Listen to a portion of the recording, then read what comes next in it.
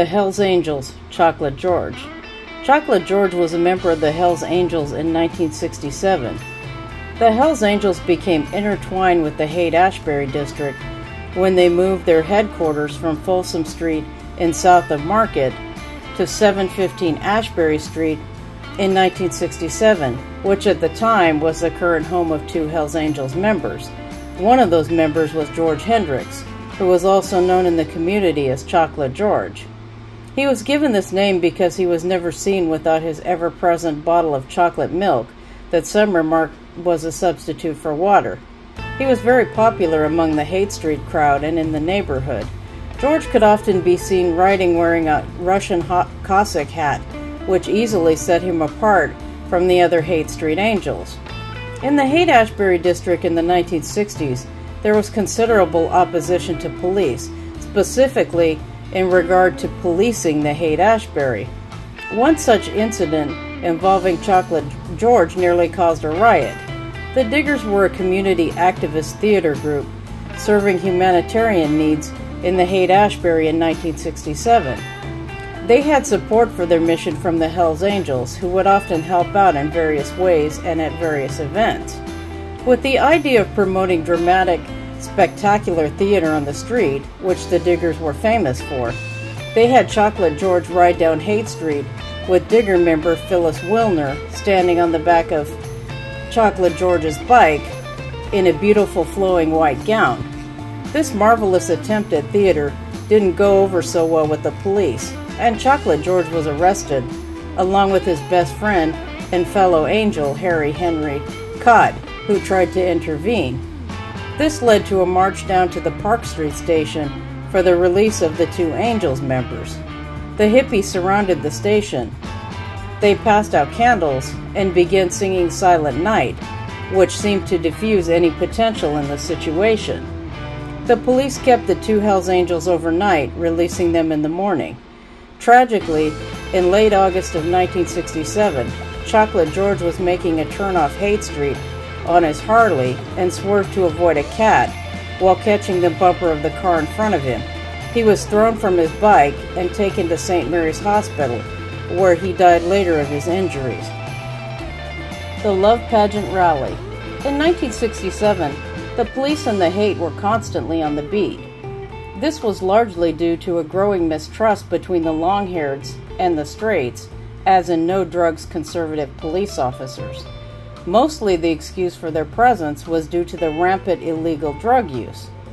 LSD was made illegal in October of 1966, and the continued illegality of marijuana, the police had an excuse for unofficially targeting the area.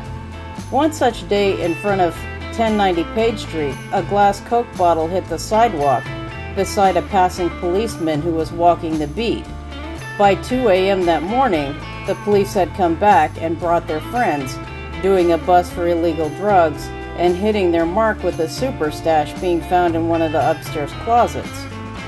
After finding his marijuana stash, the resident, Vince Dalviso, an aspiring musician like so many at 1090 Page, was arrested and booked at Park Station. A quiet riot, as it were, infused with peace and love, assembled in the form of multiple protesters who marched the streets until they hit Park Station. A group marched past the drugstore cafe on Haight and Masonic, inspiring seated occupants Alan Cohen and Michael Bowen of the Oracle newspaper to peacefully challenge city leaders in their pursuit to shut down and harass hippies in the Haight community they worked so hard to create. Out of these visions and thoughts that day spun the idea of the Love Pageant Rally, which in many ways was the lead into the Human Being that happened some months later. Anger over the continued raids on various Haight Ashbury hippie commune houses, they felt it was their mission to have an alternative to the violence most experienced with the police in the Haight. This was how the Love Pageant Rally was born. The police needed to understand that the use of LSD had a greater meaning in terms of consciousness. Even though this did not happen, it was born of good intention. The creator sent invitations to then Assemblyman Willie Brown, Mayor John Shelley, and Police Chief Thomas Cahill. The invitation described the relationship between Haight Ashbury residents, the police, and what they believed to be suppression by government in general. The love pageant rally was deemed to be the solution, bringing all parties together under peace and love, with a further proclamation that love pageants would also be held in other cities. The authorities and government ignored the request, and to my knowledge, another love pageant rally has never been created. The love pageant rally spoke to counterculture idealists, even if it did not achieve its mission. The Oracle newspaper spread the word to Haight Ashbury residents and beyond that the love pageant rally would be taking place on October 6, 1966, at 2 p.m. in the Panhandle area of Golden Gate Park. There was hidden meaning in the date as well, as it was the date acid became illegal in California. It was not intended to be a party, but rather a rally, as the name signifies, that would march to Park Station to affirm identity, community, and separation from fear, which they believe was the intent of both their treatment and the law. The Haight Ashbury community representatives would deliver their own Declaration of Independence as part of this rally to Mayor Shelley and other city officials. This declaration managed to miss its mark, however, by not focusing on freedoms inherent to men and women, but freedom to express consciousness. Although not worded, this was a reference to drug use, specifically LSD. The love pageant rally kicked off in early October of '66 with a sizable crowd of around 1,000 people. Music was provided by the Grateful Dead, Janis Joplin and Big Brother, and the Joe Henderson Quartet. The crowd included all types of folks, families and children, some suburbanites, reporters, and some straight and non-hippie types as well. It was also rumored that the acid bus hero, Ken Kesey, was there as well. All in all, the love pageant rally's value ended up being more a part of the importance of counterculture history than to make any meaningful change in the community. It also led to the Human Being, which would be an event held in other cities as well as San Francisco. The Human Being. Michael Bowen was into Eastern religions at the time and meditation, and had a quiet meditation room in his apartment that overlooked the intersection of Haight and Masonic Streets. He felt the need to bring a greater peace to the Haight District at the time, and upon speaking with his guru in Mexico, the Human Being was born. After a meeting at the Print Mint at 1542 Haight Street on January 12, 1967, the stage was set to announce this extraordinary happening. At the time, the Print Mint became the focal point of activity to organize the event, as the Oracle newspaper operated temporarily out of one of the back rooms. The meeting included Michael Bowen, Gary Snyder, Alan Cohen, and Jay Thalen from the Psychedelic Shop. After consulting with two astrologers who regularly posted in the Oracle newspaper, they decided that the Human Being would be held on January 14, 1967, at the Polo Fields in Golden Gate Park. According to these astrologers, it should be held at a time that the current population was equal to the dead population. With a mutual agreement from Berkeley hippies and Haight hippies, they would use the event to create mutual unity and peace, as well as an interaction of their communities. The purpose of the Human Being would be to renew and rejuvenate the spirit of man and bring peace and love during a time of war. The Print Mint posters for the Being referred to it as a powwow, or gathering of the tribes, with the word free printed on the paper front so as to dispel any corporate financing. Saturday, January 14, 1967, turned out to be a beautiful, if not warm, day in the park for winter in San Francisco, which helped to lend a blessing of sorts to the event. The Being was kicked off with the blowing of the conch shell, which is often ornate in presentation and is the sacred symbol of the Hindu goddess Vishnu, which is known as the protector. It is said that the sound is a representative sound of the sacred Om. Before the event began, the organizers formed a sacred Hindu circle called pradashina, which is used to purify the space. After the conch shell, a mantra was led by Allen Ginsberg to open the space and invite people in. After many people spoke and read poems about the different issues affecting spirituality, religion, and peace, most notably Timothy Leary with his famous message of turn on, tune in, and drop out. Under pressure, he would later clarify the statement to make it more palatable to the mainstream. By now, thousands of people descended upon the park from the suburbs and the city to join in. The Human Being offered an impressive music set, such as the Grateful Dead, Quicksilver Messenger, Jefferson Airplane, Country Joe and the Fishes, and a no-show from Janis Joplin and Big Brother. Stanley Bear Owsley showed up with a giant mayonnaise jar filled with acid blotters. He also donated turkeys which would be prepared by the Digger women and used for sandwiches with acid-laced mayonnaise, which would be passed out for free. The Hells Angels helped out in relocating lost children back to their parents and protection in general, as well as bringing a beer wagon. Some 60,000 issues of the Oracle were sold, publicizing the event, and made their way around the world as far as China. There was also a press release through multiple reporters that turned out to be the death of the current hate, peace, and love movement.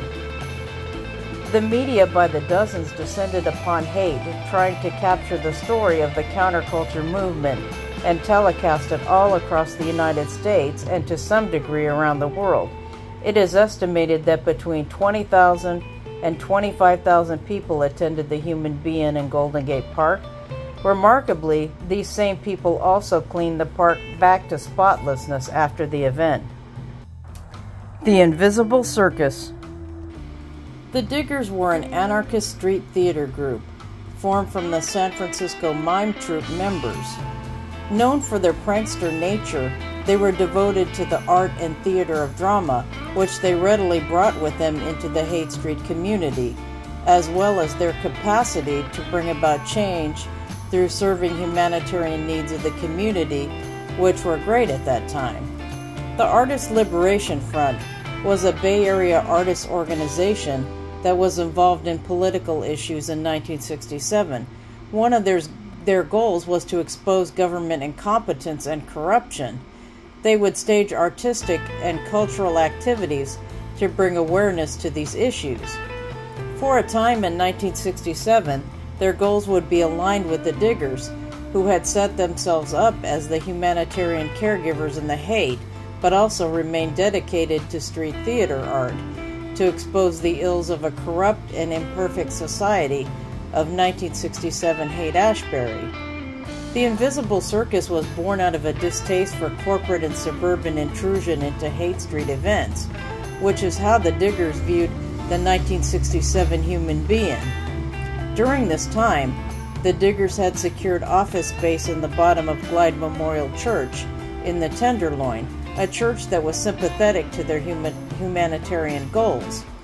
With Glide Memorial's blessing, ALF and the Diggers put on the Invisible Circus under the guise of a carnival for performing arts. This indulgence in self-gratification and indolence inside of a church, no less, was the Diggers' way of one-upping the Human Being.